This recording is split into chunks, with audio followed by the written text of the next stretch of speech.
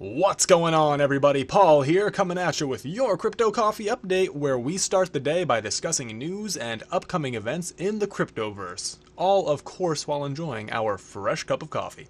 Starting out with the first segment, the news. Today we're going to be talking about an important subject, airdrops, free coins, everything is free. Hold the phone. That's not how real life works, and it's certainly not how crypto works. Airdrops have become all the rage these days. Fill out a form, do a little bit of individual advertisement on social media, offer some referral links, or send a small payment to a specified address. Whatever the case, who isn't enticed by the idea of getting a whole lot of potentially valuable coins for next to nothing? After all, Byte was one of the most successful, valuable airdrops of all time.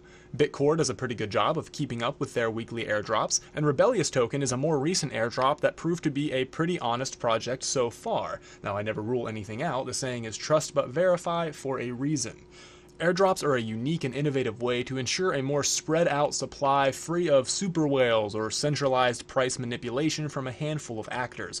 After all, a successful crypto needs to have what's called monetary velocity, or said another way, a lot of people need to be using it as a transaction medium for a lot of things so that the crypto is changing hands a lot. If everyone just hodled because moon Lambos, then crypto would quickly die a fiery death because no one would be using it for anything of value. It would literally become the textbook definition of a Ponzi pyramid scheme, with its sole value derived from new people entering the market.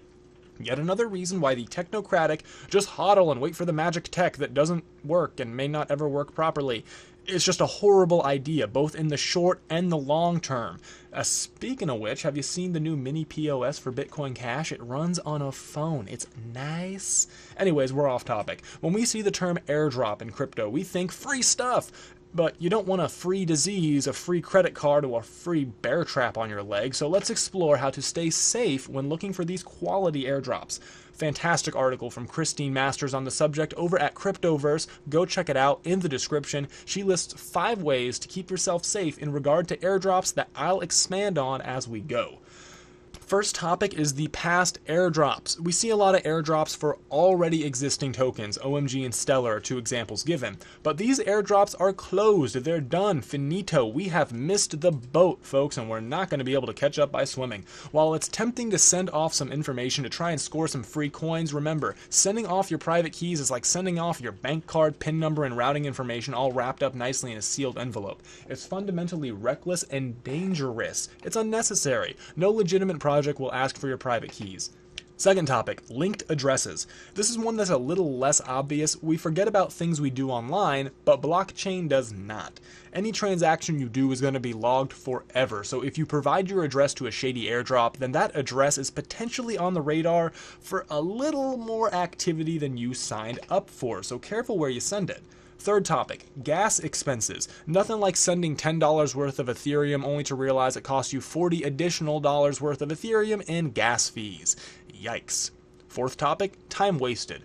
Will the token be tradable on an exchange, ever? Will it even arrive? Furthermore, what about the information put in? It may be more profitable for a company to raise some quick cash by selling that info than actually making and delivering the coin. So it's a gamble for some of these airdrops. Final topic, of course, cybersecurity.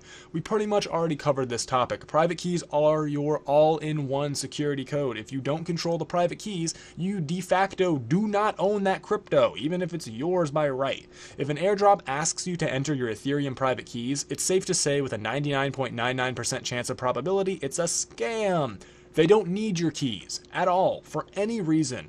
Ever to do anything in the world that would in any way pertain to an airdrop. It's like we're hanging out and we're on the couch and I say, hey man, you want a drink from the fridge while I'm up? And you're like, yeah, sure, Paul, I appreciate that. I'm like, great, man. We'll just go ahead and sign this contract and give me the keys to your car and we'll be on our way. And it's like, well, why? Just why? At least in the car example, you know who's asking. Give those private keys away over the internet and you never know who will use them or when they'll be used. Remember, let's go back to the IOTA C generation debacle. The one in which founder Dan Stenzenbo so lovingly told his users that they were idiots for using tech that Dan himself created. Yeah, there were wallets that had a little note on it that said, wait until a larger sum of money is deposited before draining the wallet. Yikes. Users would go on for months sometimes, just doing their normal activity. All of a sudden, one day, no action of their own seemingly, their coins are gone. It's a rough and scary world out there.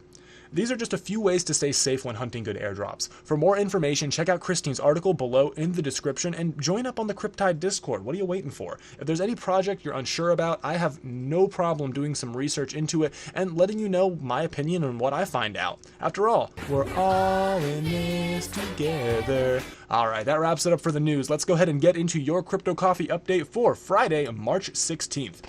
Neo is having a meetup in Sydney. Q-Link will be there as well for a Sydney meetup. IOTA is presenting at the Business Plan BBC Tokyo event. Agrello will be at the Legal Hackers Global Festival going on in beautiful Estonia. ArcBlock's having a meetup in British Columbia, and Theta Token's having an AMA. Einsteinium is launching their fun-to-say Wii Cash app, and Zeepin will be listed on the L-Bank exchange. That's it for Friday, March 16th. Let's go ahead and move into Saturday, March 17th. A-Chain will be at the Digital Currency Investor Conference in Puerto Rico. A-List Token's having a meetup in Amsterdam. Extra Bytes is having an AMA. Redcoin's having an AMA as well. And Ontology is kicking off a Binance trading competition. That's it for Saturday. Let's go ahead and check out a pretty short Sunday, March 18th. Grotzo Coin is having a meetup in Busan, South Korea. And Byte will be a little bit more north in South Korea in Seoul for their meetup. And finally, Kick Token is having a bonus emissions where they just give out some Kick tokens for people who hold.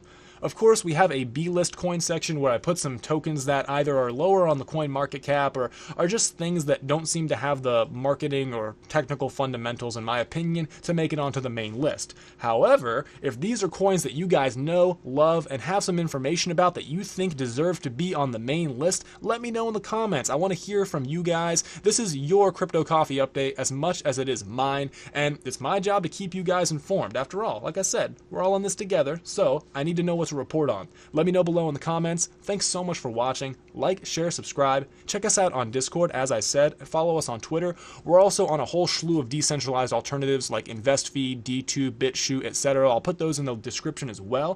Thanks. Love you guys. Talk to you soon.